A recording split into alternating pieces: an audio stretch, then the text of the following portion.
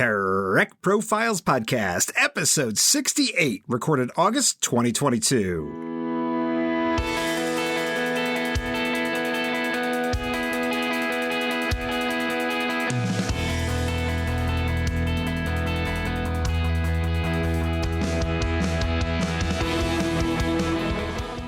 This is the Trek Profiles Podcast, where each episode we catch a Star Trek fan in our Tholian web of podcasting, and we interview them about their history as a fan. I'm John, your intrepid host of this whole enterprise, and I welcome you to this, the Trek Profiles Podcast, episode 68. If you wish to get in touch with us, you can reach us at feedback@trekprofiles.com, or on Facebook or Twitter at Trek Profiles. Spoiler warning, as we recorded this, we were at the end of Strange New Worlds Season 1, so all previous Trek content, up to and including that point, is fair game and may be discussed during this episode. You have been warned, humans. As always, my trusty sidekick and co-host is the madly maniacal, magisterially mathematical, yet mainly Machiavellian M5 Multitronic Unit. M5, power on. The M5 is at full power. Show me the news and housekeeping. Announcements displayed. Trek Profiles is an independent Star Trek podcast. If you'd like to support us, the best way to do that is just follow us wherever you get your audio. We are on all the major platforms, and your following us helps other Trek fans find us. There are some lightly edited outtakes and bonus material at the end of this episode. It will come after the ending audio cards. You can enjoy it or not, as you choose. Let's do the Kobayashi Maru lightning round from episode 65 with the delightful Almonds. Visit 10 Forward in LA or 10 Forward on the D. Both Almonds and the audience adopted answer D, but the Twitter result was an astonishing 86 to 14% in favor of the D. No love for LA. Which tool is best to have in an emergency? An ODN coupler, a phase compensator, or a left-handed spanner? Ammons preferred the phase compensator, and in the Twitter poll, it was selected by a majority at 52%. The ODN coupler got 40%, and the left-handed spanner just 8%. Poor Peter Preston. Hang out with the Dax. Will it be Audred, Emily, or Tobin? Emily was elected by both my guest and by my elegant and astute audience by an amazing amount. The poll was 78% for Emily, with 11 each for Tobin and Audred. You're thirsty. Have a Sumerian sunset, a Forcus 3 cocktail, or some nice fresh malt nectar.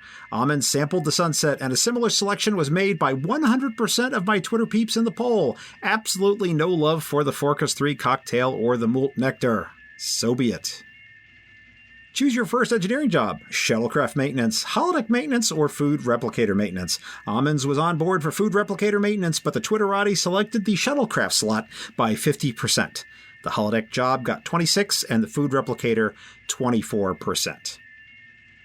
Now, if you enjoyed those questions and would like to take a stab at writing your own for possible inclusion in the show, send them to me at feedback@trekprofiles.com or DM me on Twitter. That's going to do it for news and weather. Let's get to it. M5, let's do the show. Acknowledged.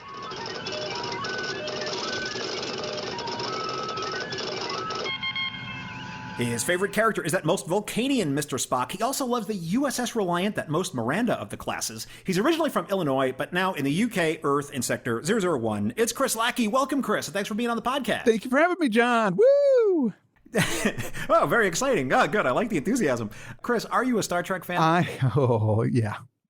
And when did you decide that you were a Star Trek fan? You were like, this thing's Star Trek. I've decided that I'm a fan of it. Well, when did that happen? I was never not a Star Trek fan. As long as I remember, I watched Star Trek. My dad was a Trekkie.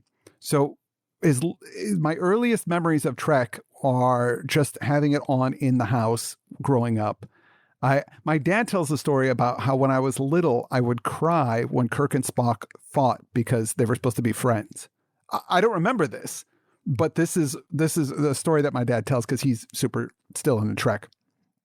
So yeah, I don't remember a time when I wasn't watching Star Trek.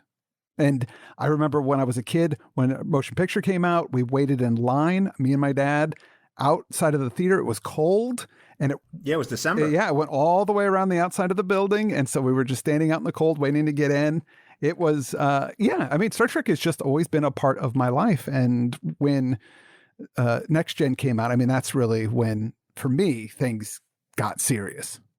Oh, it got serious. Oh, yeah. Okay, so you were in front of the TV, sitting cross-legged on the carpet, watching that premiere Encounter at Farpoint. Then, Yeah, in 1987, I was a young teen, doing the math. 14. I was 14. Yeah, I was 14 when it came out. So yeah, I was super into it, and I had my nerd friends at school. I was a guy that played Dungeons and Dragons.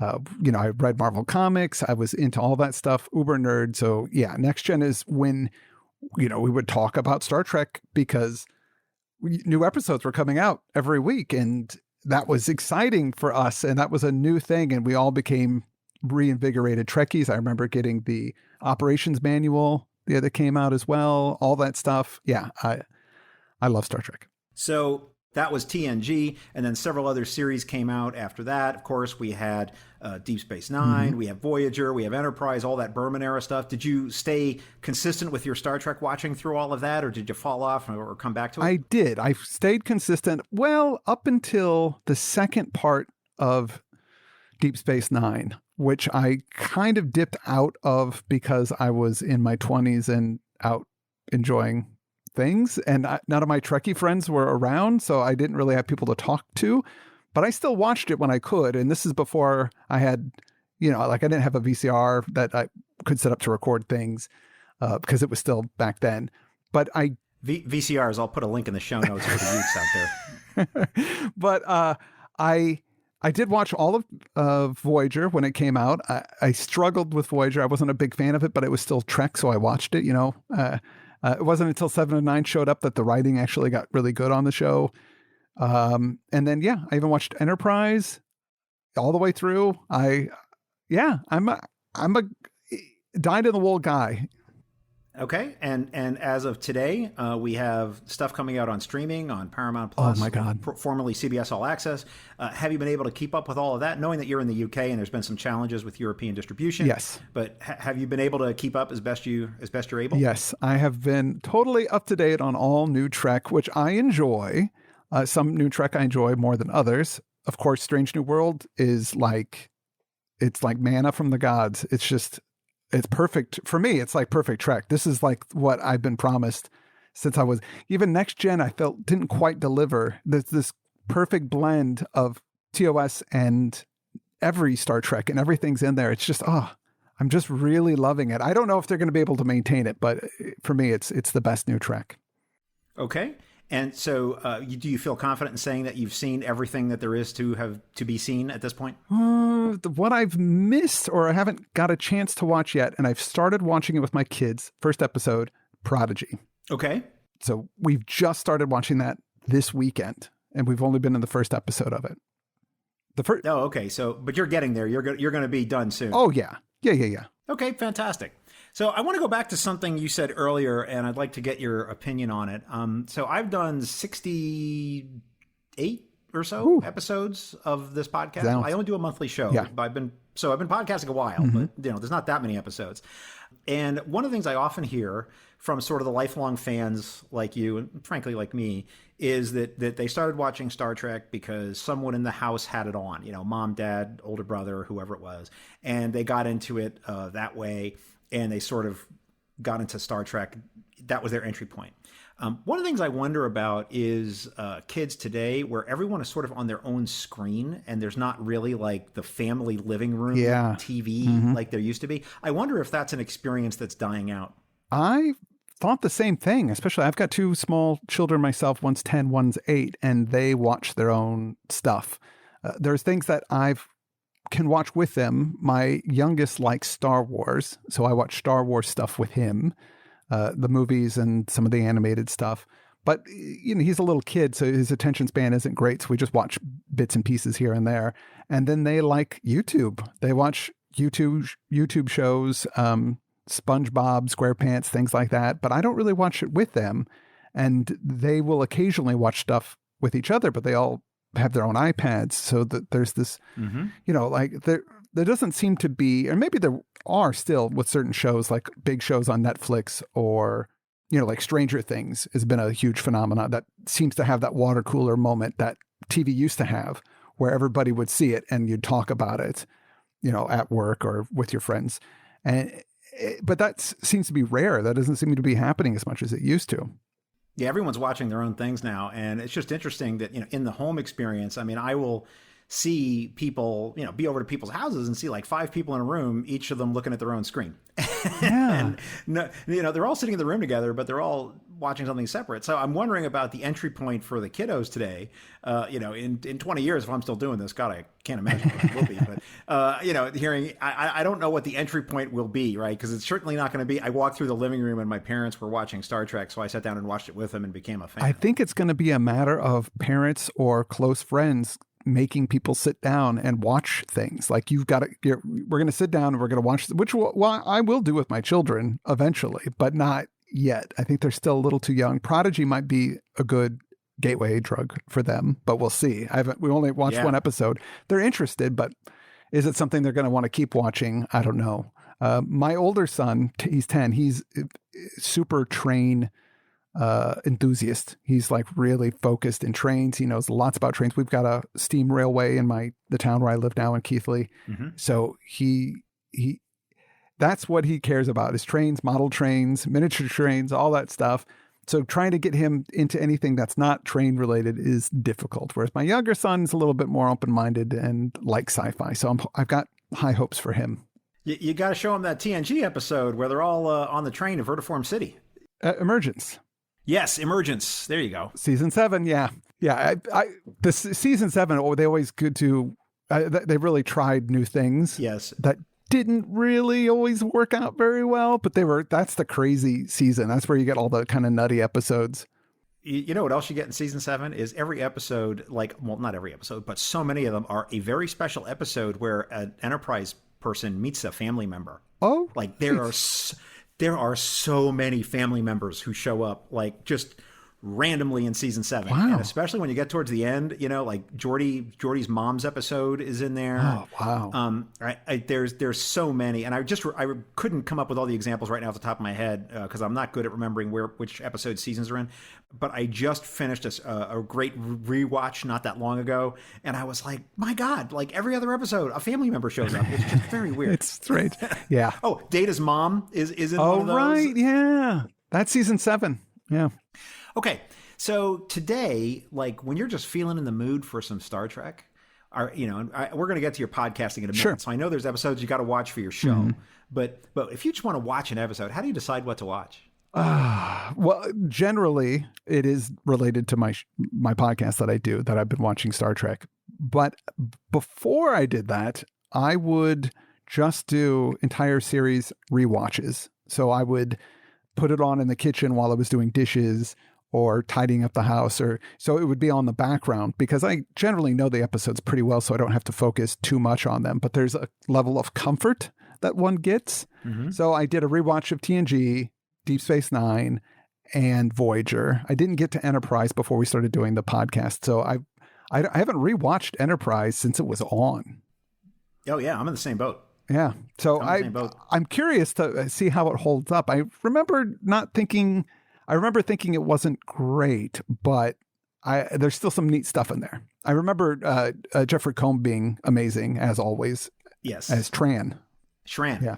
Was it Shran? Shran, yes. As Shran. And so I'm actually doing an Enterprise rewatch. I've kind of slacked off recently because some of my part-time free time has gotten sucked up into some other things. But I am at the beginning of season 4.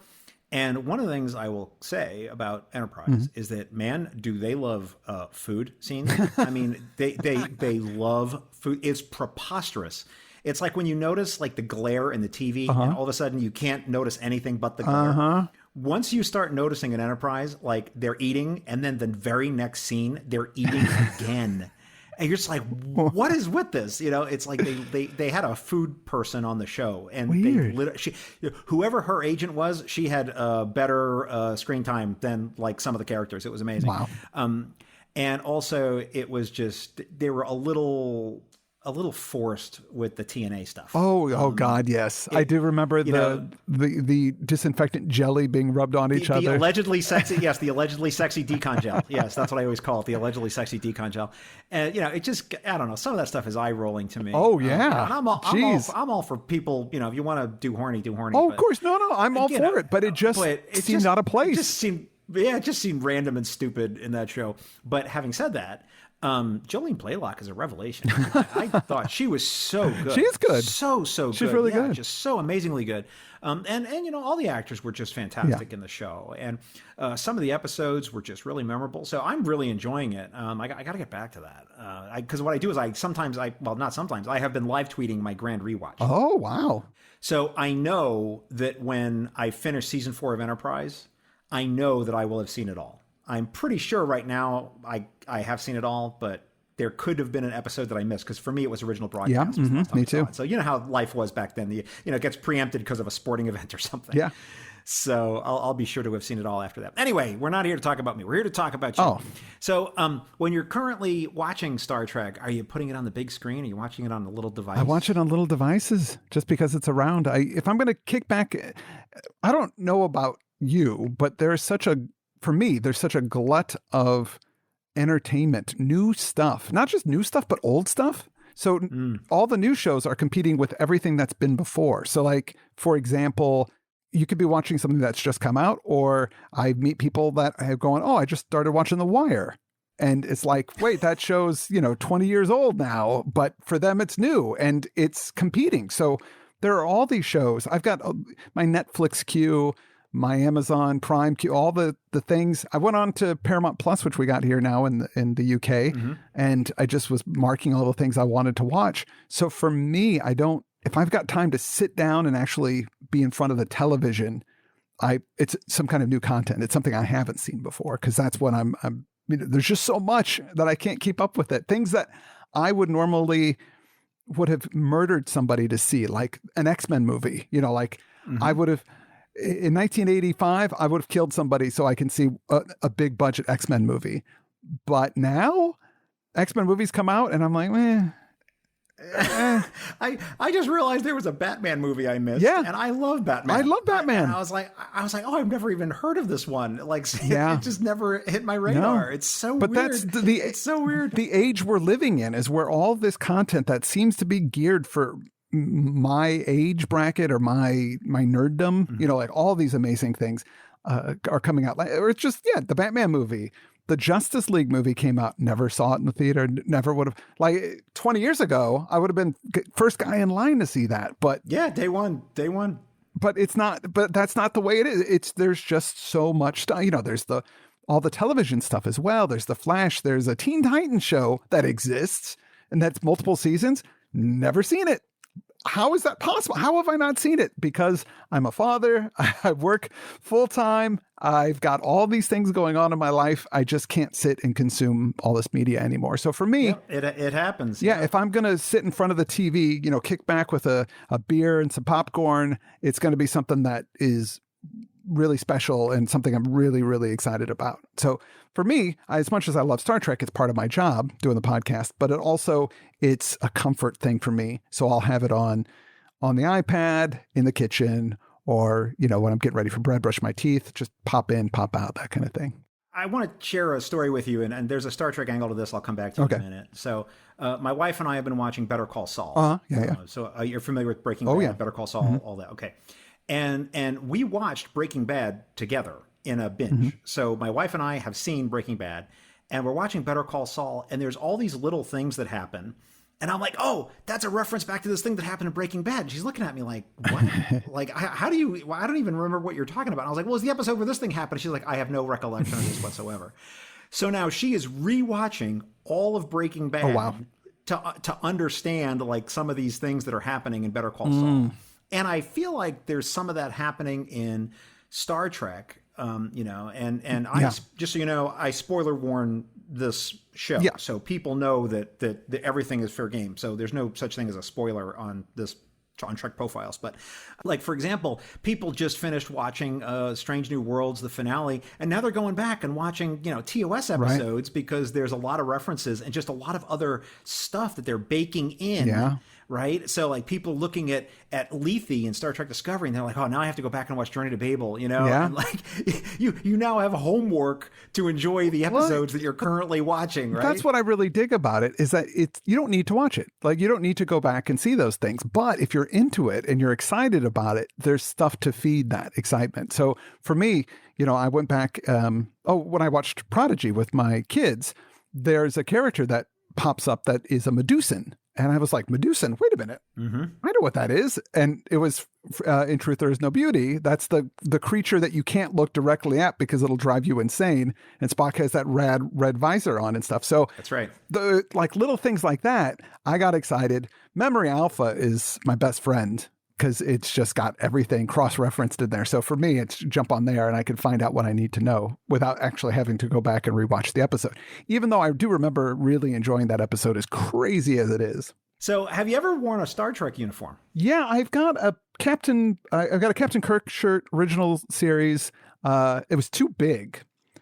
I bought it online and it was supposed to be large, but it turned out to be extra large. And I'm a large guy, so I sort of swam in it, so I didn't feel great wearing that. But I do have a Science Officer TNG top that I have worn because that's a little bit easier. And I think I gave myself Lieutenant Commander pips. Nice. Yeah, I didn't. I felt like I shouldn't really be a captain, especially if I'm wearing blue. Because if I was captain, wouldn't I have a red, right? You can't be a ranked captain and have blue. Well, that's not true. Can you? That's not true. That's not true. So I'm thinking of, there was one example, and I'm not going to bother to look it up, but it does. I'm absolutely sure that this exists because I remember talking about it, where we see a Starfleet admiral wearing a yellow. Oh. So there is one example of that appeared on screen. I'm sure I will leave that as an exercise to listeners, but I am absolutely sure that occurred. So, maybe you can ascribe it to a costume flub, but it appeared. All right. So it's there. And I don't recall off the top of my head what color Beverly was wearing in All Good Things. Oh, she was right. captain of the. I think she had red. Did she? I think she had red. I didn't recall. It's been a while off the top of my head. Yeah, it's been a minute. I wouldn't put money on it. So you ever done any other cosplay besides the uniforms? No, when I was a kid, I did a lot of. My dad was a comic book and sci-fi guy, so I went to comic book conventions and did costumes. I was Dave Sims' Cerebus one year. My mom made this rad Cerebus costume for me, and one year I was Nightcrawler. I remember at the Comic-Con. Oh goodness! We went to my mom made this rad suit, and I had blue face paint and a tail, and I remember having the gloves where there were the 2-fingered, one thumb gloves, so my hands looked really neat. And yeah. Is that the Banff guy? That is the Banff guy. The blue skinned, kind of devilish looking character. Yeah. Yeah. So I am not a comic book guy, so that is amazing that I remember that. Yeah. Good job. All right. Are you a collector at all? I used to be, but as I've gotten older and when I made the move to England, I've sort of got rid of a bunch of stuff. I'm also really into tabletop role-playing games. That's like my main hobby that I do besides all this other stuff. So I've got a lot of role-playing game books that I've just, for some reason, I can never bear to get rid of because I think I'm going to play this someday, even if I live to be 150, I don't think I could play all these games. But what if I need to? I need that book. So for me... You need the book. Yeah. But I have a few accoutrements. I think I've got a model of the Enterprise C. What? The C? Yeah. That's very rare. It's I don't know. It was for Rachel watches Star Trek. We did this thing where we introduced some original series for BBC America. Mm-hmm. And they did the set decoration. So the people that did the set decoration just randomly got a bunch of Star Trek stuff. And one of them was a model of the Enterprise C. And as we were leaving, they go, "Oh, do you want any of this stuff?" And I was like, "I'll take that. Thank you." So that'd be a great question to ask another Star Trek. I'd be like, "Hey, I have a model of the Enterprise in my house. Guess which one?" Right? like the Enterprise C would be like the very last one that anyone would get. Like maybe like the Enterprise J from that Enterprise episode. Oh, I wouldn't guess that one either. No. Yeah, but that's pretty wild. So you're of an age, Chris, and I'm going to ask you this question, and I think there's a 50-50 shot. If you're a tabletop role-playing nerd, did you play the FASA Star Trek tabletop role-playing game? I did. As a youth? I did, yeah. It's a super complicated game. It's composed compared to other games, the rules are very complex, but it was really cool, and I did get lots of the supplements. That's one of the things that hasn't survived in my collection. I don't know where that disappeared to, but I still have the old FASA Doctor Who game, which I've managed to hold on to all these years. Nice. Which used a very similar rule system. But yeah, I had it. Yeah, I still have. Yay, nice. And I had the Enterprise and Klingon D7 blueprints for the game that they sold, which those are some prized items. They're falling apart, but those are prized items, and I love them very much. So, okay, fantastic. Have you ever been to a sci-fi / Star Trek convention? Yes, I've been to. Tell me. Recently I went to the one before the pandemic, I went to one in England. Destination Star Trek, and that was in Birmingham when we went. And that was super fun. Everybody was nice. We did some stuff for our podcast there. So we interviewed random people, just basically people that looked friendly or had cool cosplay. And everybody was so nice. It's such a great group of people. Rachel got a picture with Shatner.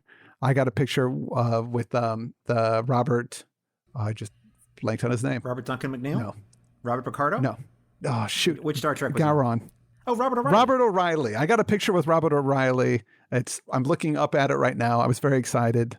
I'm a big Gowron fan, so he's just one of those characters that every time he's on screen, I'm just like, yeah.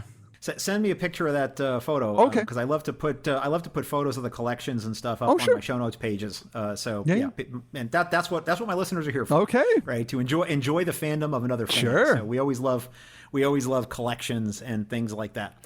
So what was the first sci-fi / Star Trek convention you ever went to, if you can remember? Gosh. I went to one in Los Angeles when I first moved there, but I don't remember much about it, so I don't know where it was. I feel like it was in Pasadena, but it was one of these that I sort of... Was it the Grand Slam? It was... no. Because Creation used to run these things called the Grand Slams that were in Pasadena. It would have been about 94, 95, 96, right around there.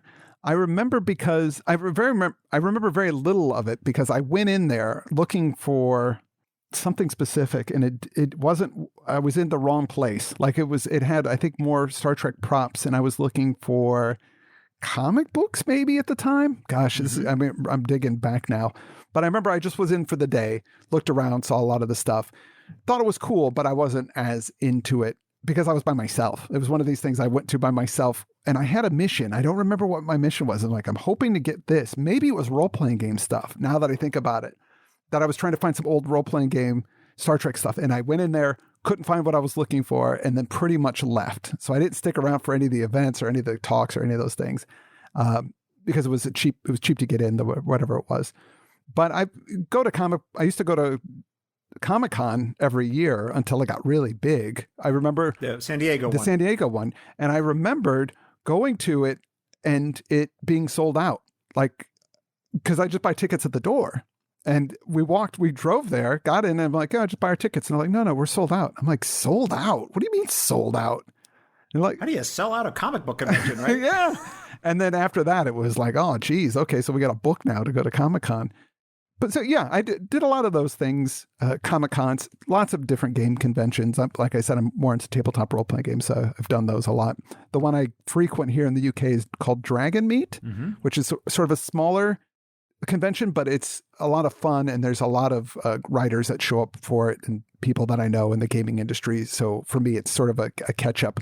I get to get away from the wife and kids and just nerd out for the whole weekend with people that are on equal nerd footing with me. Nice. Yeah. Well, as we record this, we're about 3 weeks out from the what was formerly known as STLV. So I will be there and enjoying. Yeah, that's a huge one. And yeah, it's huge. It's going to be a little weird this year because it's at a different hotel. Because it used to be at the Rio. And the great thing about the Rio, if you're familiar with Vegas at all, is that it's on the other side of the highway. And so it's while it's on the Strip, it's on the other side of the Interstate 15. So it's kind of like we take over the place and you're at nerd camp for the week, and there's not that many normies running around. And I always feel bad for the normies who are there, who came in from Kankakee to, have a little week in a little week in Vegas, for some gambling. And then they're like, what is happening here? They're in the elevator with like 2 Andorians, a Klingon, and someone in a Horta cosplay. And they're just like, this is not what I was expecting. So, but this year it's going to be down at Bally's, which is right on the Yes. Oh. because the Rio's having construction. Oh, so right. they weren't able to get the space.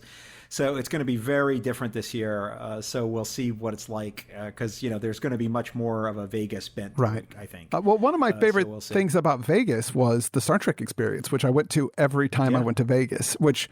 As you should. Yeah, well, I had non-nerdy friends that I would go to Vegas with because, Vegas, and we would go and then I would slip off on my own just to go do the Star Trek experience again. And a couple times I got some of my non-nerd friends to go with me and they totally loved it. They totally were into it. Yeah. So, yeah. Yeah, I mean, you can still go and eat and drink and have a good time, And it's it was a cool ride. The spoiler of it was it was very much like Star Tours where you go through and there's a part where you're watching an instruction video and then it all blacks out and then you hear the transporter sound and air blowing past you. And then all of a sudden you're standing on a transporter platform. And that was like the coolest thing that I'd ever seen in my life at that point. That was so rad. The bait and switch that they did to you. Yep. Because nobody spoiled it for me. Thank God. Right. Yeah. You don't want to know. No. You just want to experience it. Yeah. And I was like, that is the coolest. And after that, the whole thing was just, my jaw was on the floor. Obviously, multiple times doing it, you know what's coming. So it's not quite as good. And then you could pay attention to the details like, well, this bridge seems a bit too small to be the Enterprise bridge. And, all those little things. It did look small, but I understand it was accurate as far as the size I guess goes. it just looks bigger on TV. It does. It looks a lot bigger on TV. As an interesting note, people, if you haven't heard all my episodes, you might want to go back to the episode I did with Paul Mattingly. He was an actor at the Star Trek experience. Oh, wow. So I interviewed him. He was one of the Klingons. And I interviewed him, and he's obviously a huge fan, and came to Vegas to go work at the experience after working in some of the Paramount parks. As a Klingon. Oh. And so that's a great story. I'll put up a link to that in the show notes if people are interested. I just had a flashback. I just remembered something. Oh my God. So do you remember, maybe you don't, but in at Universal Studios in California, I must have been about 13 years old. They had like a Star Trek experience thing where you got to be, they dressed you up and then they edited you into Star Trek. Yes, yeah. I did. Yeah. I did it at the one in Florida. They had a Universal in Florida, and I did it there. Yeah, I did it as a kid. Hilariously. I wonder if my dad still has that video. I'm sure my dad still has that videotape somewhere. Because that would be, me and my dad were Klingons, and my little brother was like in engineering. So he had the white suit with the kind of the rings in the center of it, with the thing. Oh, yeah. Wow, I totally forgot about that until we just started talking about this. That's amazing. Yes. So believe it or not, I was in the Navy. The Navy used to have a boot camp in Orlando, Florida. Ooh. And that's where I was sent. And this was in the early 90s, very early 90s. And on leave, because I graduated boot camp and then I had a school in Orlando, and it was like right after boot camp, but before the school started, me and my friend went to Universal, and I saw the Star Trek thing where they put you in the show. And I was like, we got to do this. We're in our Navy uniforms for crying out loud, And we go in there, and they're like, no, stay in those. It'll be great. Wow! we did this whole thing in our Navy uniforms in the Star Trek experience. Wow! It was beyond crazy. But unfortunately, that videotape was in a box of videotapes, and my wife is like, we don't have a VCR anymore. Oh, years ago, and it went out, so I lost that. I'm just gonna. I really got to see if that still exists. I'm just gonna write my mom right now because I'm gonna forget. Chris, I want to turn now to your podcast. Rachel watches Star Trek. Yeah. Here you are, super Star Trek nerd at some point in your life, and you start dating this young lady, Rachel.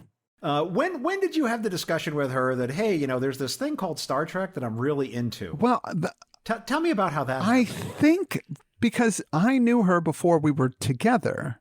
Okay. So I don't think I ever had to come out of the closet because we were friends. We weren't really close friends, but we knew each other, and she knew, what stuff I was into and what I was doing and what I liked. And, she was I made short films when I was living in Los Angeles. And so she was actually an actress in a couple short films that we did. And so I wasn't pursuing her at the time, so I wasn't holding anything back. So I think she got a pretty good sense of who I was. And it wasn't until years later when my friend Chad Pfeiffer was getting married. I was the best man. She was the maid of honor.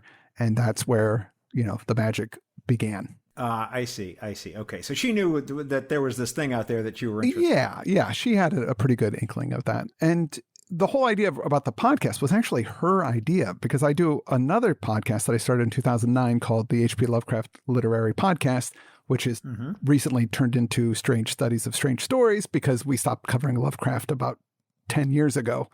So the name didn't feel like it really fit anymore. Right. But I was doing that show with him, and she is into podcasts, and she goes, I want to do a podcast and I want to do something with you. How about I watch Star Trek and then we'll talk about it? And I was like, what? You want to watch Star Trek? And she never watched Star Trek. I think I dragged her to the J.J. Abrams Star Trek movie when it came out. So that's the only Star Trek she'd ever seen. And I was like, yeah, let's do this. And so she's really the powerhouse behind Rachel Watches Star Trek. She's the one that that's surprising. Organizes everything. I did listen to your first episode. Yes. Where she talks about some of this, and it's been a while, so I forgot some of the details here.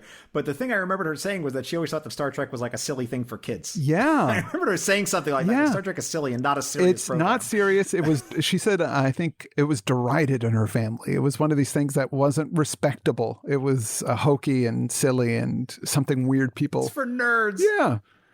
So, yeah, I don't think she's still completely sold on it. I don't know if she would watch Star Trek if it wasn't for the podcast. I'm pretty sure she wouldn't, except Strange New Worlds, which she's really actually enjoying she'll suggest, hey, let's go watch the next episode. I'm like, what? We don't have to schedule this? Why don't we go through the premise of the show and really lay that out for people? So the whole idea is you're going to watch the episode separately. Is that it? No. And then you're going to come together and discuss it on the show? No, we sit and watch it together. So she's pretty much clean. No Star Trek, doesn't know anything about it. So we sit down, we start off with The Cage, the pilot episode with Pike.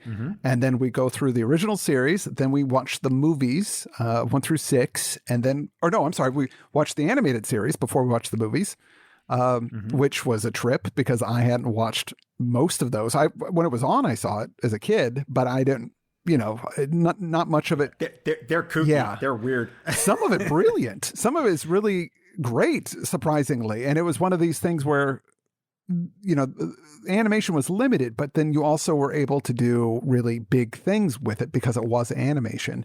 And I think that's right. That there's, I don't know if people need to watch it, but if you're a real Trek fan, go back and watch those because there's some really amazing stuff. That's the first holodeck experience is from, they call it something else. I forgot what they call it now, but it was a holodeck basically on the Enterprise. And if you haven't been blessed by the visage of the 50-foot Spock, you're missing out.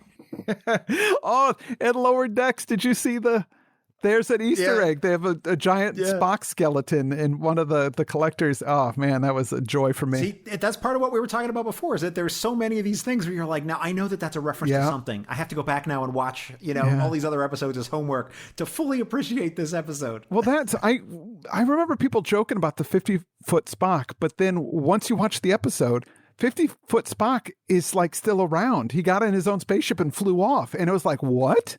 50-foot Spock isn't dead? It wasn't just like he's part of Star Trek. Well, even though Roddenberry said the animated series isn't canon, it's still something that was like, wow, what is 50-foot Spock doing? Where does he go? How does that work? I have so many questions and nothing is ever answered. Yeah, I have a particular point of view on this, which my listeners have heard before, but just to sum it up without recapping the whole thing, which is if it's on screen, it's canon, and anything that the creators of the show tell you about what they intended or why something is on screen should be heavily, heavily discounted. Okay. Because then you're in this world of playing archaeology, right? Oh, well, now we all know that this episode's about X or Y, and then, oh, wait, we discovered a memo from, 1968, which really said it was about this because that actor sucked and they hated him. Or whatever. And now the whole, you can't, you just, look, this is what's on screen and you just got to go with what's on screen. But that's my point. Yeah. All those scripts were written by, DC Fontana and all the original writers and real, the Tribble episode was written by the original author of Trouble with Tribbles and stuff. So they were really trying their best. It wasn't it wasn't a half-assed job. There were limited budget, sure, but still they were making the most of it. And there's some real gems. So I still recommend checking out the And that's, for me, that's one of the joys of the podcast is going back and revisiting these things. Yeah. Especially animated series, which I never probably would have watched again if it wasn't for the show. And getting my wife's, her non-nerdy perspective on these things. And that's sort of the fun of the show, is she really has come from an outsider perspective, even though now she's probably watched more Star Trek than most people have because she's gone through all of this stuff. We're in the 4th season of Next Gen. She's watched the 1st season of Discovery, and now we're watching Strange New Worlds.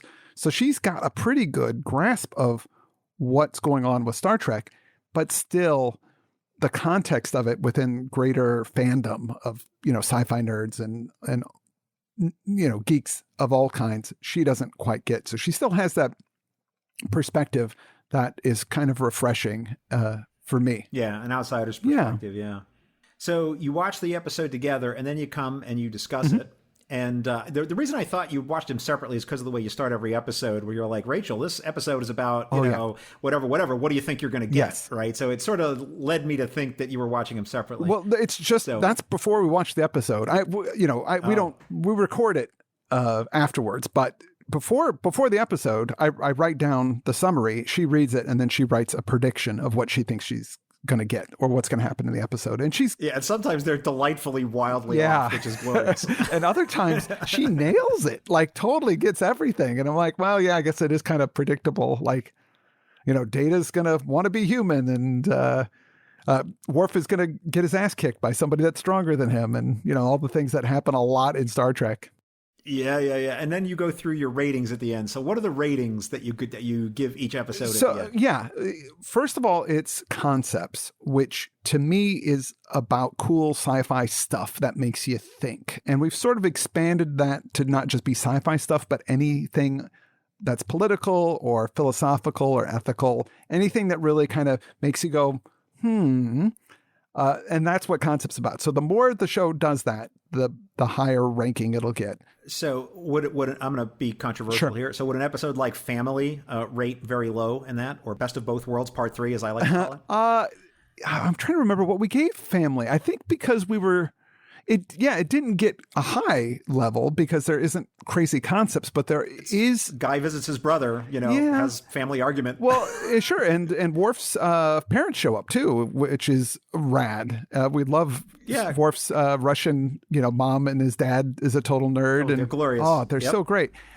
So for that, I think that's when we kind of started thinking about expanding it to be not just about sci-fi concepts, but also about kind of ethical, philosophical.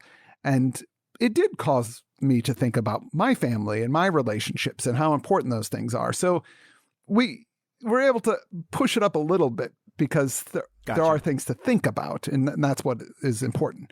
So the second one is entertainment, and entertainment is just pure, how much fun did you have watching this episode and what was great? What were your highlights? And I'm pretty sure the lowest ranking show that we've ever had is The Deadly Years from the original series, which is, some people will say alternative factor. No way. Alternative factor is bad, sure. But there's some classic, rad, crazy stuff that happens in it that makes it somewhat entertaining. Whereas Deadly Years is the most boring episode of Star Trek ever. There's so many scenes. I'm going to go on a rant here. There's so many scenes where it's Kirk just getting older and forgetting stuff. Yep. And not being competent. Okay, so we get a bunch of those scenes. Then guess what? Kirk's going to go on trial. So we're going to have all the people that were in those earlier boring scenes retell what happened in those earlier boring scenes. Like, what were they thinking? This is crazy. It was so unbearable. It was like I wanted to pull the skin off my face. It was just I don't understand. I like alternative factor. I get they were doing weird stuff. They were trying to maybe fill a little time, but with Deadly Years, that was in the script. That was the writing, and a lot of people had to go, okay, yeah, this is a good enough script to produce. And I don't know what they were thinking. Well, you had put that one on the list, so we're talking about it now, and that's okay. So I rewatched it in preparation for this, and I rewatch all the episodes if I can before we record. And one of the things that I noticed in the rewatch is I had forgotten exactly how much of the episode was devoted to the hearing. And it's like I totally forgot that this is actually like a courtroom drama episode in a way, right? I mean, you got, right? But I will say, you've got the Commodore, who I don't think I would call a bad role. No, he's not. He's not evil. He's not a bad guy. He's inexperienced. Yeah, how did he get to? But he's not bad. He's not malicious. No, he's not. And that's he's one of the nicest Commodores on the original series of Star Trek for sure. Oh, for sure. And yeah. I'm a little confused at why he's so incompetent and still attained the rank of Commodore, but. Well, I will say that there's plenty of ways to become in leadership, to get to the Admiralty that don't involve being on a starship, right? Yeah. I mean, this is true in the U.S. Navy today. Yes, you are correct. And I'm sure the same thing is true in the U.K. Navy. There's people who get to admirals' stars that didn't necessarily command ships, right? They might be in an intelligence service. They might be in, different parts of the military that don't involve that, right? Yeah. So that did not bother me at all. So yeah, that kind of stuff doesn't bother me. I want to give a plus minus on the Deadly Years. A plus is that, you know what? You got to see Dr. McCoy be a real doctor at certain points. And like when you see him deal with Lieutenant Galway when she first comes in a sick bay and she's like, Doctor, I think I'm having a problem. And he's just so gentle and kind with her in the episode. He's like, it's probably nothing. Let's just go have a look and see how you're doing, And whereas when Scotty calls up, he's like, you probably need some vitamins. Get up here. And like, you can see that he has a bedside manner that adapts to who he's talking to. So I really appreciate, because McCoy doesn't get all that much in TOS. Yeah. No, he doesn't. So I like the fact that we got to see him do some doctoring, and he had some nice moments in the show. So I thought that was great. But on the other hand, I felt that it was a little stereotypy about old people. Oh, God, yes. Old people are not all crotchety jerks. And it doesn't, there are plenty of people who grow old with grace and dignity and don't turn into, just sort of caustic individuals. But another gem in that episode is in the beginning when Chekhov finds the dead old guy. He is horrified. Like, this is the worst thing that he's ever seen. Like, it couldn't be more traumatic. And I just keep thinking to myself, I'm like, a dead old person is pretty tame. Like, you would think. Yeah. That's Walter went for it though, man. He really went for it. I mean, he had to sell it because remember that's the key to the whole thing was the adrenaline. Yeah, it was the adrenaline. So yeah, so I'm sure he got direction, that he can't be like, oh my goodness, but it can't be that. It has to be a little more funny to think of, a Starfleet officer he's seen lots of crazy stuff already, and he sees a dead old guy, and it's what? Yeah, well, he wasn't expecting to see that. Yeah, right? Sure, that's what it was. Yeah, he wasn't expecting to see that. But there was just another couple things which I really enjoyed. The fact that they refer to the mail as a stargram. At one point, the civilian doctor says, who's the civilian doctor who was on board, who of course turns out to be an old flame of Jim's, Jim Kirk's, and she's like, remember when I got that stargram? And I was like, stargram? What? So, I didn't even clock that. I didn't clock the stargram. That's what they call email. Yeah. So they do have email in the 23rd century, except they call it stargram. Stargrams. So that makes sense. Telegram, stargram. Something I caught this time though that I missed in my recollection was they used the Corbomite scam again. I was like, wait a minute, didn't we do this already? And I had totally forgotten that till I was watching. I was like, Corbomite, wait a minute, we had a whole episode about that. They didn't learn the Romulans. No, well, the first time it was the Fesarius. It was the first Federation, right? It was the scary man baby. Yes. So that one. Tranya guy. So yeah, Tranya guy. So anyway. So that's the deadliest. So anyway, we got off track. Oh, sorry. We were talking. No, it's okay. It's all good. We do that here. Yeah. It's a natural conversation. It's all good. So let's bring it on back. So you have a couple of your ratings. You do entertainment. You do sci-fi concepts. What are the other ratings? Sexiness. Which in the original series, sex was there was a lot more sexiness. There was a lot more kissing, lubed up lenses, with the soft focus, all those types of things. Yep. Not so much in Next Gen, obviously, or the animated series. You wouldn't have that. And it's one of those kind of holdovers in the show. I feel like when we do Next Gen, it stays right in the middle because it's neither unsexy or particularly sexy. There's a few episodes where we've got some stuff going on, usually with Riker, but not always. Picard gets busy quite a few times. Fully functional android. We have a fully functional android. That's true. So that one is the one that it doesn't quite translate over into next gen as well. We still have it and we still do it. And then we have another category called stupid experts. That's where the characters in the show do something that they shouldn't do because they're professionals and they wouldn't make a really dumb mistake like that. And sometimes Star Trek's really great about that, where they don't make stupid mistakes. They do everything by the book, but circumstances, bring out the drama and make it interesting. But then there are other times where it's like, oh, wait, he's the engineer. He would know not to do that. Why is he doing that? Well, story. A small but consistent example of that, I think, in all Star Trek, and I think you can see examples of this in almost every incarnation of the show, is in the medical context, where they don't have access to the sick bay. And they're like, we have to get him to sick bay, and otherwise I will deliver no first aid of any kind. I will just stand here and say we need to get him to sick bay, right, or get her to sick bay, because I obviously can't do anything else as a doctor, right? No. We get no training in how to do basic first aid or do anything else except to say get him to sick bay, right? That today there are people who are not even in the medical profession who have a modicum of first aid training, absolutely, know how to do certain things. But you will not see that, right? And I get it that they don't want to burden the show with all this other stuff, but it just always jumps out at me, especially in the medical context. I'm not in medicine at all, but it's just something that I notice that sort of always bugs me. yeah. The medicine in Star Trek doesn't.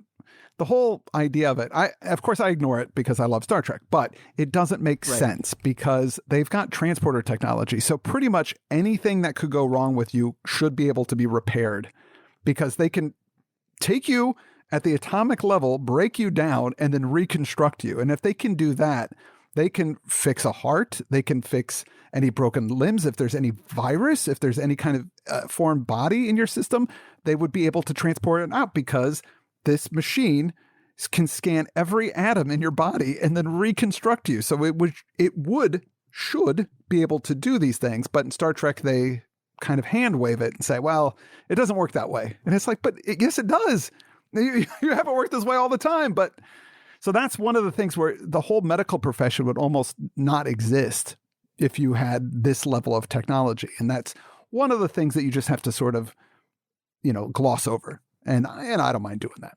If they're going to show us that you can transport the flavor back into chewing gum in Strange New Worlds, if we're going to accept that as a thing that you can do, then that's going to tell us a lot about the level of technology, right? Yeah. And but and I have this discussion a lot on the show, which is to say, Star Trek has never promised us a fully consistent, fully thought out world building kind of show, right? And Star Trek is not about that. And if you think it is that, you're going to be in for a hard time. That's one of the things I've really come to appreciate, is that it's just a group of people that threw together a TV show on a very tight schedule with very little money, really, and produced this stuff. So any consistency was a miracle, really, that they would be able to go, oh yeah, we did this thing that, that many. They didn't have script supervisors back on the original series. They didn't have they had script supervisors, but they didn't have Bibles. They didn't have these things to keep track of all the stuff that was going on. And if they wanted to change something or something was inconsistent,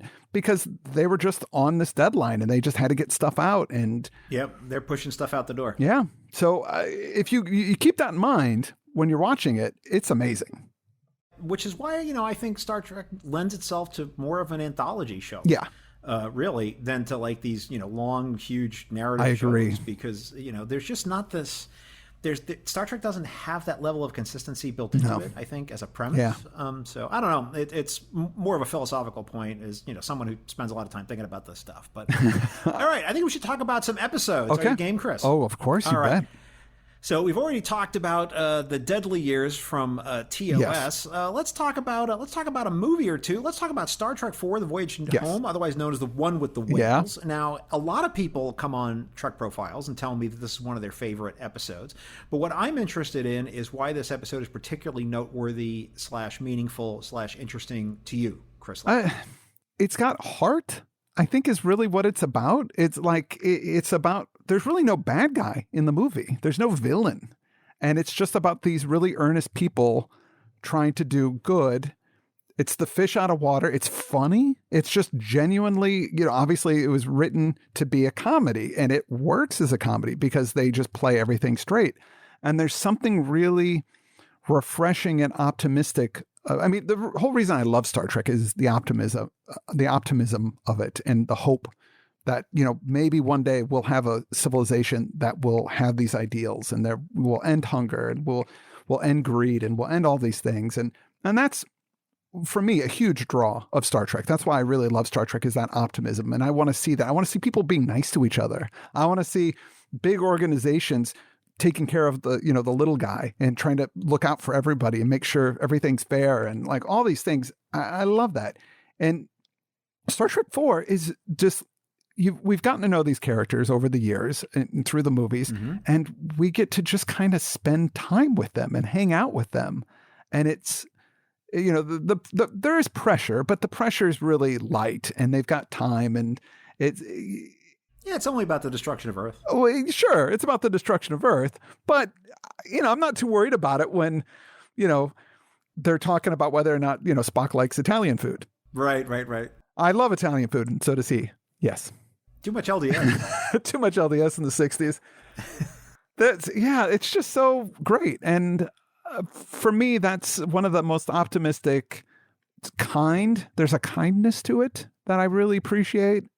And, Wrath of Khan, Spock dies in the end. Even though that's one of my favorite films, it's pretty heavy. And I cry almost every time I watch it still, the I will and always shall be your friend. And that's heavy stuff. Star Trek 4, not heavy stuff. Really easy, real free, and just like hanging out with some friends, like that. It has that feeling. And I think that's why that movie means so much to me. You mentioned Star Trek 2, so we might as well talk about it. Star Trek 2, The Wrath of Khan, came out in 1982. A few notable things, of course, obviously Spock dying. The little joke right at the beginning where Admiral Kirk says, "Aren't you dead?" as a nod to the fans, because everybody knew that there was a rumor that Spock was going to die, so they of course put the Kobayashi Maru right up at the front. Right.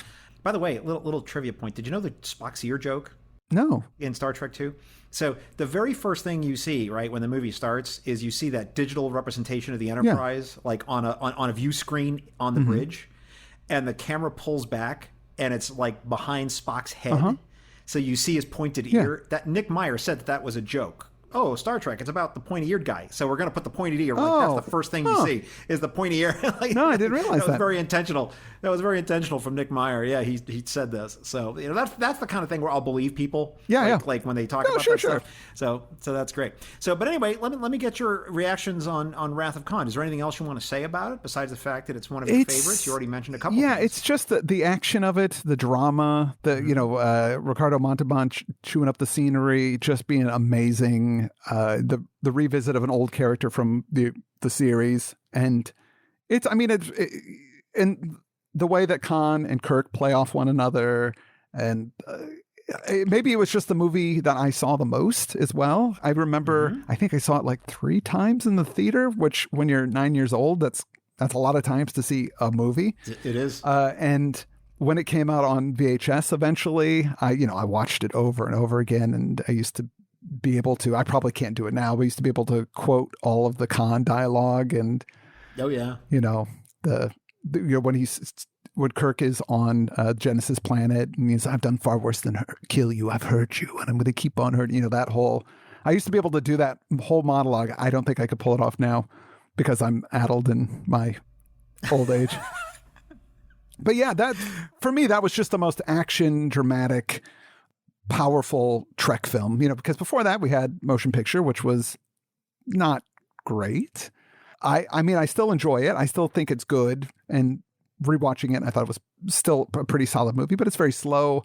It's not very dramatic. Whereas, Star Trek 3, again, I like it, but it doesn't have that perfect balance of everything. The mix is just right in Star Trek 4 for high intensity drama and action, which was great. So I have defended Star Trek 1 and Star Trek 3 on this podcast many times. So I will refer my listeners back to my many hours of talking about how great they are. So I shan't burden you. I love them. I do love them. But compared to Wrath of Khan and Voyage Home, they're not as good. I'm really surprised about some of these episodes because those ones, pretty good. Star Trek 4, Wrath of Khan, they show up on the show all the time. Then there's some other episodes on the list, Chris, that you're going to have to explain to me here. So you wanted to talk about Galaxy's Child. Yes. This is a TNG Season 4, Episode 16. This is the one where Leia Brahms makes her real life quote-unquote appearance. And we have to deal with Geordi's creepiness about his falling in love with the holographic Leia Brahms. And she, of course, discovers his creepy fascination. And we have the other part of the episode where the Enterprise has a first contact and accidentally kills a mama. And gets sort of reverse adopted by the baby and has to find a good home for it. So what's going on in this particular episode that was noteworthy or meaningful for you? What I think is really important, and it's not actually handled very well in this, but it's about what, especially in this day and age where technology is getting so crazy, how much control does one have or should have over their likeness or what they've said or done? Did Geordi actually do anything wrong previously by taking her public images, her public speeches that she did, her papers that she wrote, and he constructed her, a simulation of her? From that, is that wrong? Is that something that people shouldn't be allowed to do? Then this is something that I think about. And a few of these episodes that I'm having you talk about, or I'd like to talk about, this is some interesting stuff for me. I've been interested also in transhumanism, science fiction, which is, science fiction that focuses on human evolution and what people will become in the future. So this idea of like, what am I? What am I exactly? What part of me is me and what part of me is not me? And at what point do I stop being me and start being something else entirely? And with this episode, specifically the idea that he's made a Leia Brahms from this information that's public information out there. Is that wrong? Is that something he shouldn't have done? Is that unethical? And we see this now. There was an article about how people were taking Keanu Reeves from the Cyberpunk video game and doing sex scenes with him, basically making pornography with Keanu Reeves. And he was of the opinion, he was like, well, he goes, great, I'm glad they're enjoying it. That's good. Have fun, knock yourself out. Doesn't affect me. Doesn't bother me. Other people would be creeped out by it, thinking that there's people making pornography with their likeness. But is that ethically right or wrong? I don't know. But the idea, these questions really for me are kind of pushing the boundary of what I think good sci-fi does, is it makes us look at what's going on in our world now and try to figure out, are we doing the right thing? Is this how we as a society should be going, or is it not? Is this a bad trend that's starting to form and we need to course correct? And I don't really have an answer for that. Like, I don't know if Geordi did anything wrong by making a representation of her. He did some terrible things in the episode because he is very entitled, which is, his behavior is really weird and creepy.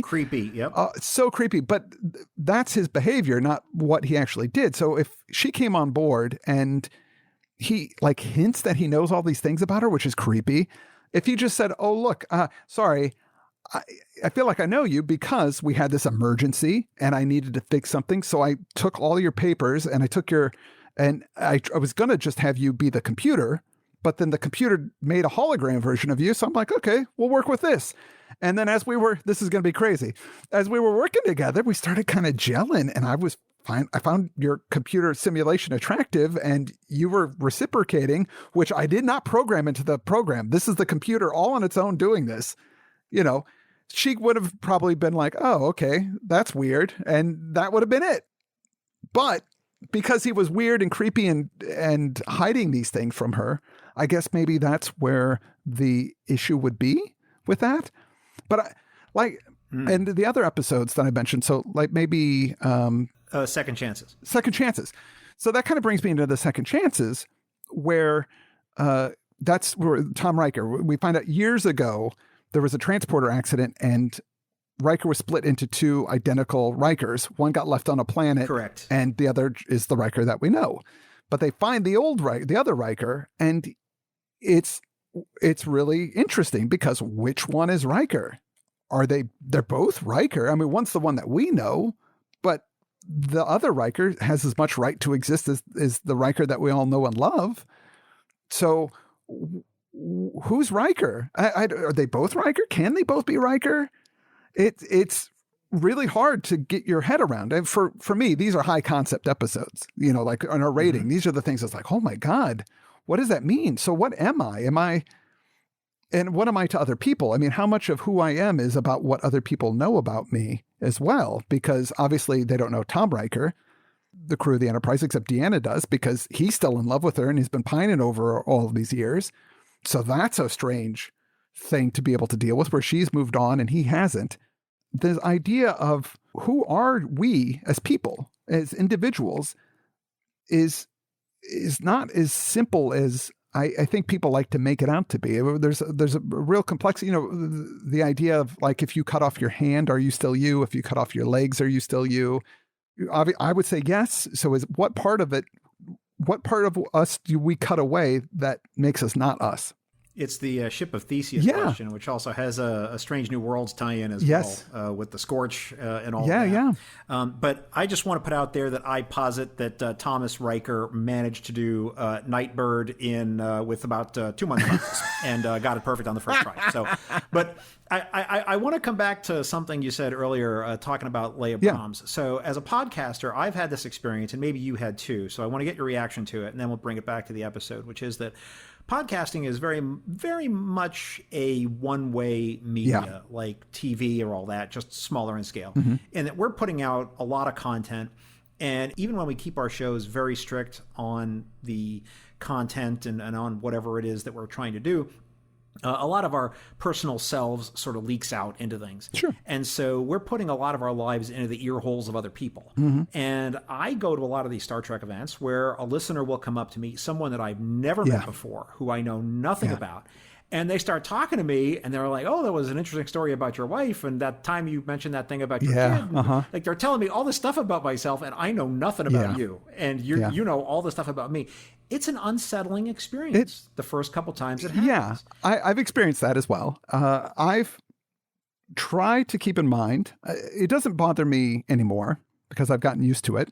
But what I just have to appreciate is that these people have, listened to the show sometimes repeatedly, which is a thing that shocks me, that people listen to it over and over again, that they remember these things, that they're fans, and that, especially if I go to a convention, that's the whole reason I'm there, is to talk to these people and to connect.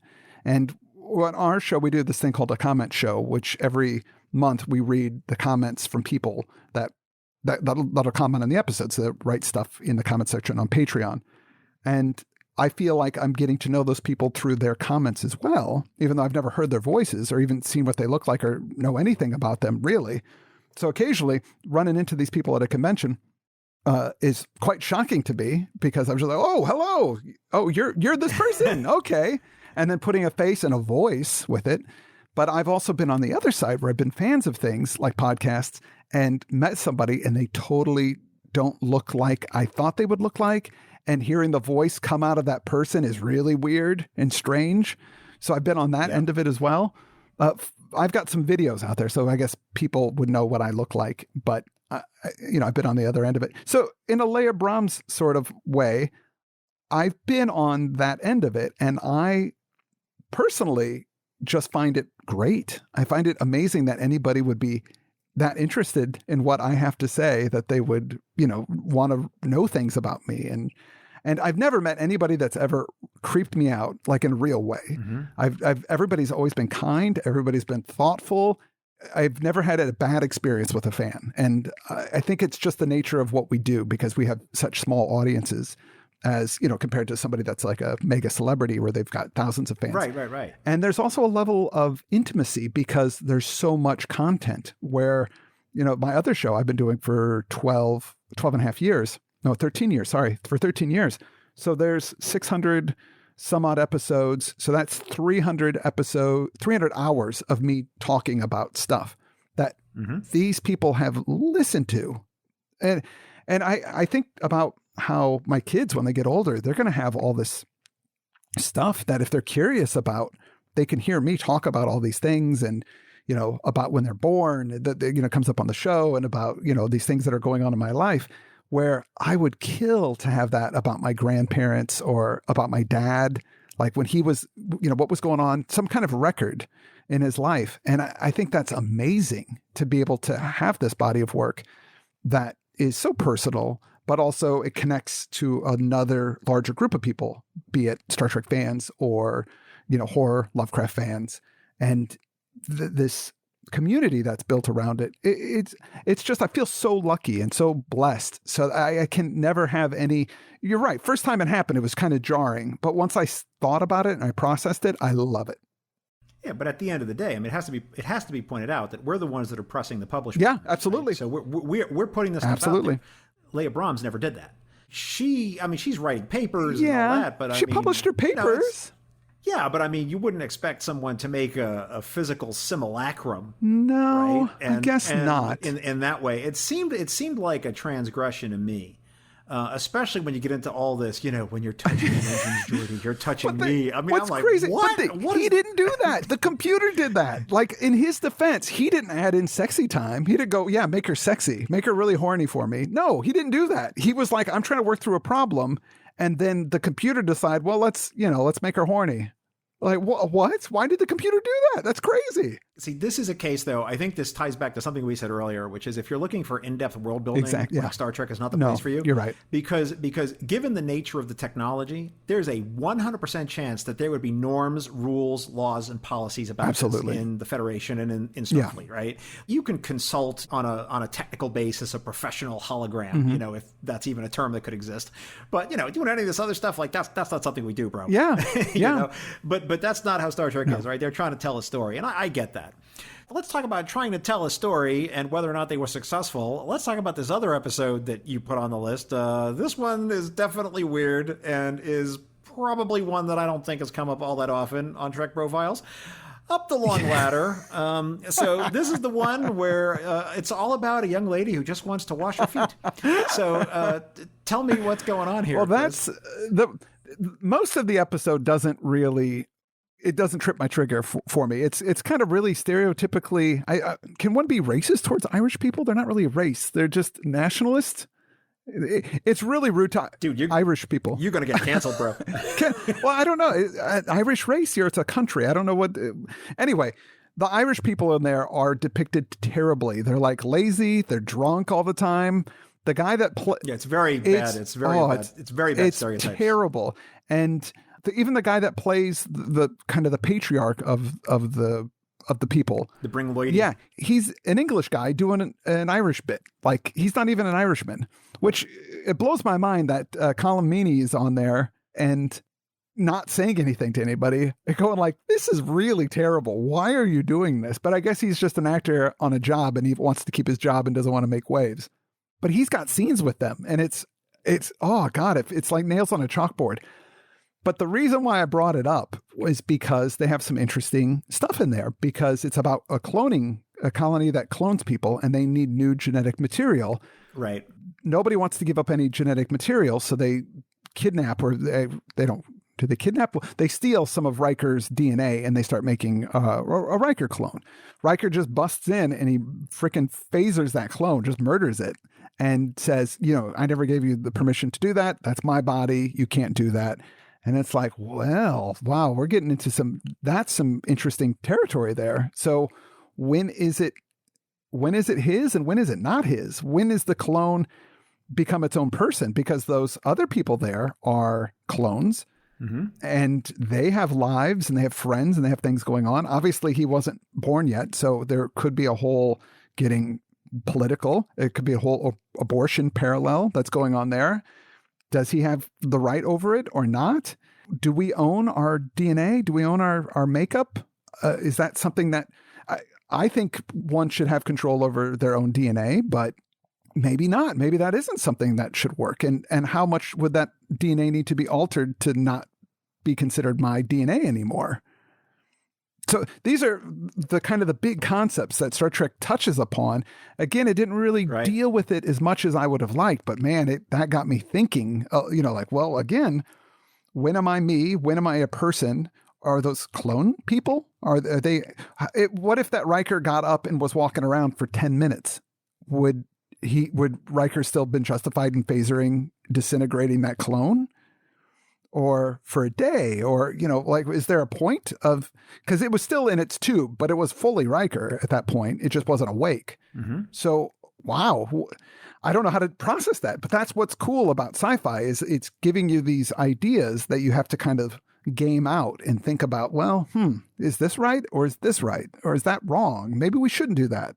I don't know. I think it's interesting you put the episodes together, right? Because in Galaxy's Child, it's here we have the situation where, I'm going to recreate you in the holodeck, and we're maybe going to have some sexy times and do some other things in there. We've seen that with the Barclay character doing things like that, and that this is probably not a good thing to do. Whereas like total moral outrage is the appropriate response. In Up the Long Ladder, right? How dare you take a scraping of my cells and do this thing, right? I mean, what's wrong with you? How dare you? How dare you, madam? How dare you? Right? It's very different, the level of sort of moral opprobrium that you get in the two episodes, right? And I mean, to me, right, losing some skin scrapings is far less of a thing than the other. I don't know. I'd have to think about it more. Well, see, exactly. Yeah, it is something to think about, because it would be weird for me, on Riker's side here, to think about on a planet, there's like 5 versions of me walking around doing stuff, having lives, but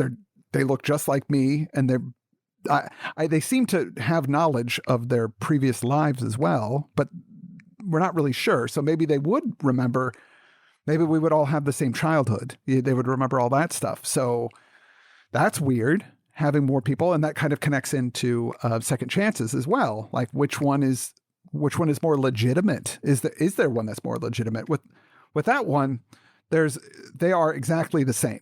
Just they went on different directions, like 2 almost time variants, whereas the clones are obviously copies of an original person. So I think it's a little bit easier to delineate a hierarchy with that. But with second chances, boy, that's a mess. That's one of those things that they dealt with it as best they could in that episode, which I thought was really good. And they brought up really interesting things, but boy, what am I? What am I as a person? Am I just my memories? Am I my physical body? Am I the experiences? Am I what people think of me? Of course, I'm all of these things, but also maybe not. It's just brilliant stuff, and it's why I love Star Trek. I'm going to put you on the spot here, Chris. We didn't prep this at all. So let me ask you a question. Tuvix, how do you feel? Oh, yeah. Tuvix was, for me, I'm with Janeway. It was clean cut. It's like either it's the whole trolley experiment, like you can kill one person to save 2 people. You got to kill the one person to save the 2, especially since the one person was just around for, a day or 2. Okay, I'm going to let you have your say on that. I'm not going to call you to account. But one of the things that I thought was so strange about this whole Up the Long Ladder issue is Picard's certainty that absolutely no one on board the ship would agree to this. Yeah. How in the world could he be so sure? That was another thing that I thought was really bizarre about the episode. If I was Picard, I would say, well, we'll just put a thing out to our crew, a message, and say, hey, look, these people need some biological samples. They're going to make clones. If you were cool with that, please donate some of your DNA. Yeah, but please report to Medical Bay 5 at 1700 hours, right?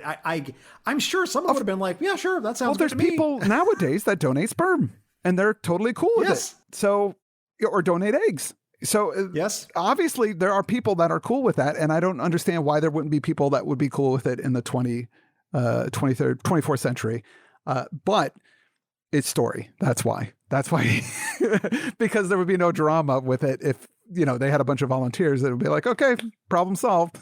No, I totally get it. So it's an interesting thing, and I'm glad we had the conversation, and I'm glad we talked about it.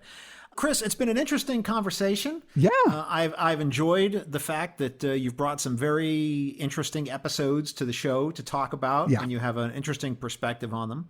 Oh, thanks. People who don't podcast don't really appreciate, I think, how much effort goes into making one of these things. Oh, yeah. So the amount of hours that you're putting into the podcast that you're doing with your spouse is a huge time commitment. You're spending time talking to me, and we don't know each other. I sent you a blind email, and you decided to take me up on coming on the show. You spent a lot of hours of your life watching Star Trek. It's obvious to me that it's something that you think about quite a bit. What is the meaning of Star Trek in your life? Why does it matter to you? Well, it brings me back to the beginning of this interview. It's hope. The world's pretty rough right now, or at least it feels that way, that there's a lot of things that are unfair. There's a lot of violent people, a lot of narcissism. Our society is pretty rough, I think, especially in America and the UK. There are other places in the world that I see that things can be better. And I think that's what Star Trek is really about for me. It's like things can be better. People can change. Situations can change, cultures can change, and people can grow, and a civilization can grow. So I think for me, that's the unending joy of Star Trek. It's that hope that it instills in me, and it reminds me that things can be better, and not to focus always on the bad stuff. Well, Chris, I've enjoyed our conversation, but the M5 is signaling me that it is now time for the Kobayashi Maru lightning round. Oh my gosh. The Kobayashi Maru is a challenging and difficult test, cunningly prepared by the M5 Multitronic unit. Should you not only survive the test, but pass it as well, the M5 will award you an honorary Star Trek title on behalf of our little program here. Are you ready, Chris? I'm as ready as I'll ever be. M5, load the Kobayashi Maru simulation and prepare to record Chris's responses. Simulation is ready for activation. Question 1. Favorite second planet? Gamma Hydra 2, Jaros 2, Setlik 2, Viridian 2. Viridian 2. Why are you a Federation criminal? Genome resequencing, Omega particle research, or exceeding the Warp 5 speed limit? Genome resequencing. Where are we going after work, Chris? Sandrine's Bar, the Paxel Resort Tiki Bar, or Sullivan's Public House? The Paxel Resort Tiki Bar. Which robot is chasing you? Ruck, Dreadnought, or Norman? Ruck. Best episode title of these three. Now remember, it's title. Not episode. Yes. Trials and Tribulations, Spockamuck, Moist Vessel. Moist Vessel. Simulation complete. M5, please compute the results and tell us if our guest has passed the Kobayashi Maru. Working.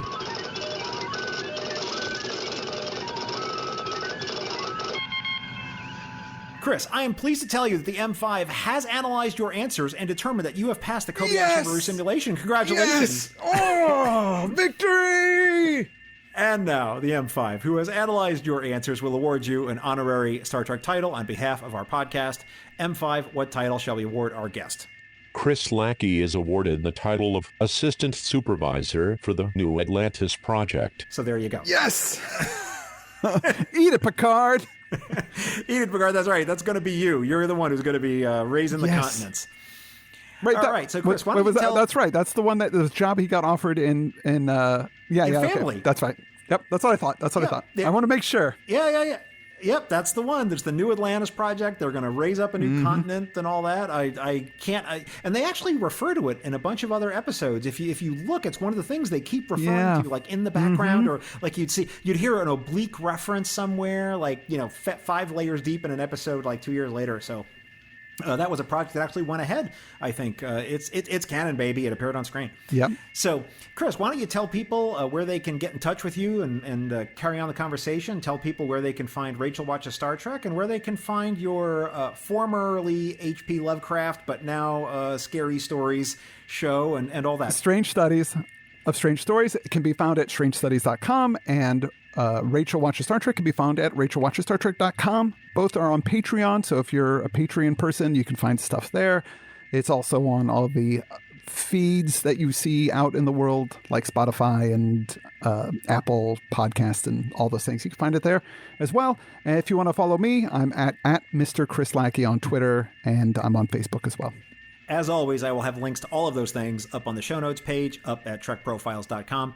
Chris, thank you so much for being part of Trek Profiles. Thank you so much for having me, John. You are a delight, and I feel like a kindred spirit.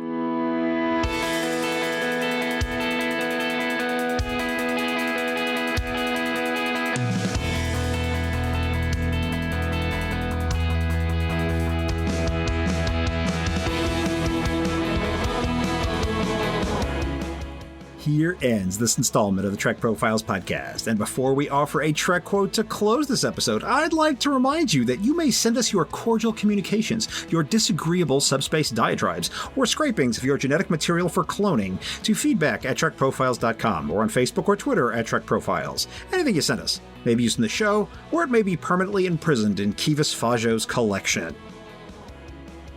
This time, I leave you with a quote from Captain Picard, who in the episode Galaxy's Child said, quote, "We're out here to explore, to make contact with other life forms, to establish peaceful relations, but not to interfere, and absolutely not to destroy." Close quote. Thanks for listening, and live long and prosper.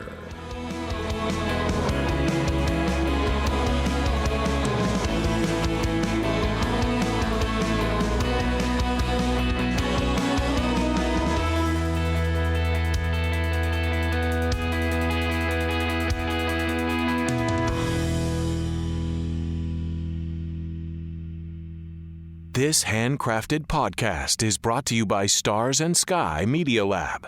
It's cosmic.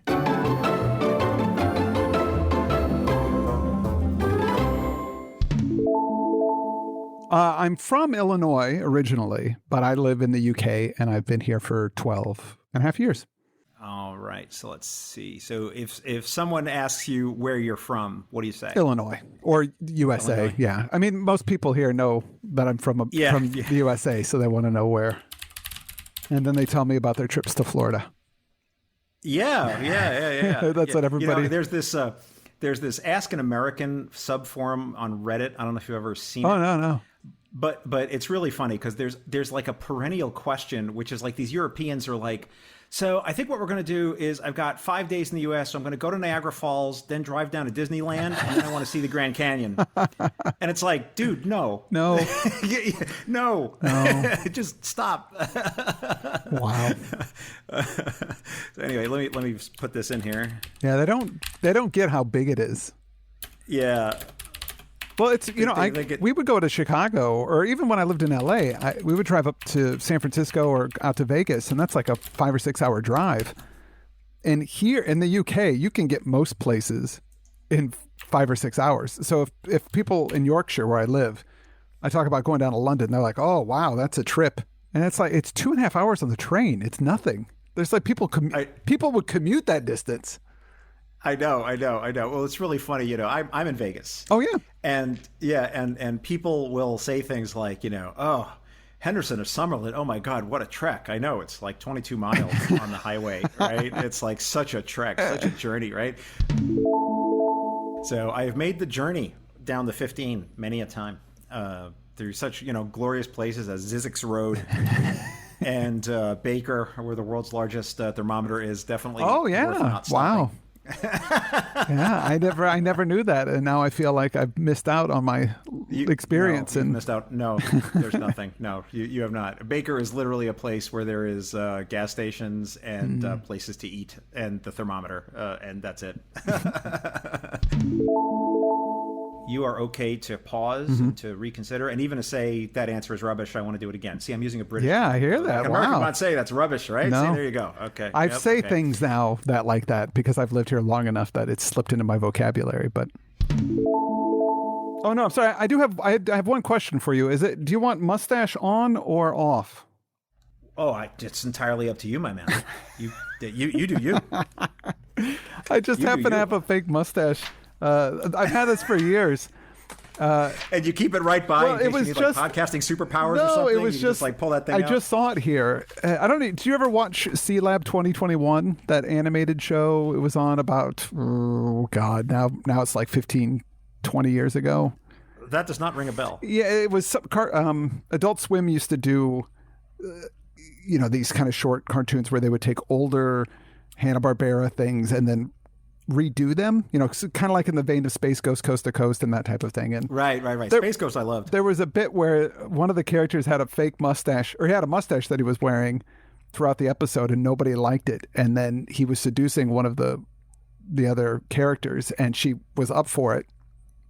And before they were going to make love, he goes, mustache on or off? And she says, off, please. Well, this took a turn. Not without dinner and flowers, Chris. I'm not that kind of podcast. No. But I was just throwing that out there, just an off chance that you happen to know that joke. But yeah, that's a deep, deep cut. Oh, I'm sorry I missed the reference. That's all right. One of the things I have discovered in my life is that, and this is strange because I'm 50 years old, and I have recently discovered that there are childhood experiences that I thought were universal. Mm-hmm. So, for instance, like I think most people, I'm pretty sure most people, especially American people, know who Mr. Rogers was. Oh, yeah. Mm-hmm. Right? Yeah, I mean, that's like a thing in common, Mm-hmm. or like Sesame Street. Yeah. And there was a show that I thought every single kid watched called The Magic Garden. And I thought, like, every kid knows this, right? And I only found out, like, a couple of years ago that it was just on a local station in New York. Ah, yeah, I've never heard of it. It was just, and like, it had things that are still stuck in my memory, like the Chuckle Patch and the Story Box, and they used to have these two girls who did the show, and they used to sing this little ditty every time they went to the Story Box, the Story Box, the Story Box. And it was just like this catchy little earworm song. And I randomly the other day I looked it up on Wikipedia and it had a whole article, and I was like, you mean not everybody in America knows this? No, like, just you. Or people from New York. Yeah, I know, it's bizarre, right? Yeah. But these are the things. Or where you see this a lot is when people get into arguments about local gas stations and things. Yeah. At like chains, like I don't know what a Buc-ee's is, but apparently people really love it. Yeah. Or like Sheetz and Wawa, which is apparently a Philadelphia thing or a Pennsylvania thing. Mm-hmm. And like you have to have a side, like you can't, you just can't be neutral about it. It's something you have to commit to. It's like you have to have an opinion about Manchester United living in the UK. Yeah, right? You do. Must have an opinion. Yeah, you do. You can't be like, it's okay. Yeah. Like it's not allowed. No. That's right. In fact, a little bit of behind the scenes here at Trek Profiles. As part of my prep for every episode, I have the memory alpha page open for every episode that we plan to talk about. Because the number of times where people, we come up with a question, we're like, wait a minute, who wrote this? Or who wrote that? Or what was the name of that guest star? It's like, it has never failed that I will need to refer to that. Well, there's just so much Trek out there, and there's so much more Trek being produced. I think there's 5 Trek shows right now: Picard, Discovery, Strange New Worlds, Lower Prodigy, Decks, and Prodigy. Lower Decks, yep. And other unnamed ones that we don't know about yet. So that's crazy. Yep. I mean, there's never been this amount of Star Trek ever coming out. I know, it's almost overload, right? It's almost like too much. Almost. Chris, I want to turn now to your podcast. Rachel watches Star Trek. Yeah. Which that's how I found you. Hold on. Sorry. Rachel, I'm still recording. No. She's welcome to come in and say hi. Oh, no. She was just telling me tea's ready, but she forgot that I was doing this. Oh, okay. I'm down in my work studio, my space down here, so she doesn't know what I would get up to. Oh, okay. Well, no. It's very proper to be having tea in England at this time of day. Yeah, well, tea is what they call evening meal in Yorkshire. So instead of dinner, you have tea. Oh, I see. Okay. Yeah, I had a friend who was from down south, and he had this weird distinction between dinner and supper, and I think it was a very similar kind Dinner's lunch here. So lunch is, they call dinner in Yorkshire. It's different if you go in different parts of the UK. So, and yeah, I remember in the South, supper was the evening meal, right? Yeah. I don't remember all the details now, but I remembered having a discussion about this, and it was all very strange for me. But that's okay. So I think that one's going to be a runaway when I post the tweet. If anyone doesn't pick Moist Vessel. It's Lower Decks. Okay, yeah. I was like, what? Yeah, there's an episode called Moist Vessel? Okay, Lower Decks, yeah. Now it makes sense. Now, Dreadnought is the robot in Prodigy. So, yeah. You haven't seen a lot of Prodigy yet. But Ruck, I knew, so I was able to. Yeah, and Norman was from the iMud with the Stella, right. Harcourt Fenton Mudd, right? And Norman's the head robot there. And so do you remember the Paxau Resort Tiki Bar? Do you remember that was the one? Oh, okay. That's isn't it's Voyager. Voyager, yeah. Okay, good. Because they don't give it a name. It doesn't have a name like Sandrine's or or like 10 Forward. We don't really get a name for it. It's just the Paxau Resort holodeck simulation. It's the Tiki Bar. I just love Tiki Bar. So well, as one should. But and by the way, the Warp 5 speed limit is my favorite thing in Star Trek that they totally forgot about as soon as the episode was over. Right? Yes. Like, yep. They slap a Warp 5 speed limit everywhere, and then just like the real speed limit, people ignore it. All right, let's get back to it. Boom diggity, we're done. Was that okay for you? That was great. All right, good. I always want to make. What was it good for you? Did I say enough good things? No. It's all fine. Okay, to good. me, it's actually very important to me that my guests always have a good experience on the show. Absolutely. Because the nature of this program is that you don't get to come back on Trek Profiles, really. Yeah, of course. I mean, it's this is your life in Star Trek, right? Or this is your life with Star Trek. So you don't get to tell your origin story again. No. We don't do reboots here. It would be boring. But I got one thing I wanted to ask you about. That's totally unrelated to any of this stuff. Biggest culture shock moving to the UK? National health care, maybe. That's weird. You go into and you don't pay medical bills. You just go to the hospital and that's it. You don't. That was kind of weird. What was the Yorkshire accent took a little getting used to because sometimes it's pretty. All right, yeah. So tell me the biggest thing about Yorkshire in particular for you. York, because it's not a big city. I live in what they call Bronte country, which is where very close here, the Brontes grew up. So Wuthering Heights, if you read Wuthering Heights, it's kind of like that stuff here. Because that's your wife's accent, right? Yeah. She got a Yorkshire. Because you can really hear the contrast when you guys are on the podcast. Yeah, for sure. So it's not. People are friendly. I lived in Los Angeles before I moved here. So it was going more from a big city to a smaller city where people just say hi to you and strike up a conversation at the grocery store, whereas in the city, people have their blinders on and you just kind of, do your business and don't interact with other people. Whereas people are just more friendly here. And being an American, I feel like I'm a bit of a celebrity, without having done anything. Yeah. Oh, yeah. Once people know I'm American, they just want to talk to you. They're just like, where are you from? I've been to Florida. Let me tell you about my Florida trip. And are you stereotyping the British as Florida vacationers? They are. People, that's if they go to America, they usually go to Florida because of all the resorts and the weather, because the weather here is terrible. So if they're going to go on holiday anywhere, they want to go someplace where it's got nice weather. Oh, right on. That's funny. Yeah. It's actually interesting because I think now that I have to think more about this, but the two big Star Trek events I go to are the STLV, what used to be STLV here in Vegas, and I've been to the Star Trek cruise. And I'll be going again on the next one. And I see a lot of British Star Trek fans on the Star Trek cruise. A lot more go to that than go to the convention. In my experience, I don't know. I didn't do a profile. This is just my experience. Is the weather nice on the cruise? Caribbean. Is it like in the Bahamas or? Yeah, it's the Caribbean. It was in the Caribbean for the past few years. This year, it's actually going to be a West Coast sailing. So it's going to be different this year.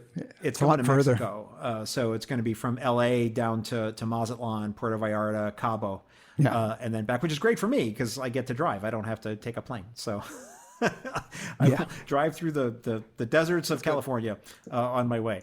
So that's fantastic. So Chris, thank you so much. Again, John, it was so nice to meet you and talk with you. And you're just such a delight. You're a wonderful person as far as I can tell. So good job. I will not suffer this slander you issue my way, sir. No, it's true. You just seem great. And it's really fun to talk about Star Trek. And I don't get to nerd out too much about Star Trek with people. So it's for me, it's fun.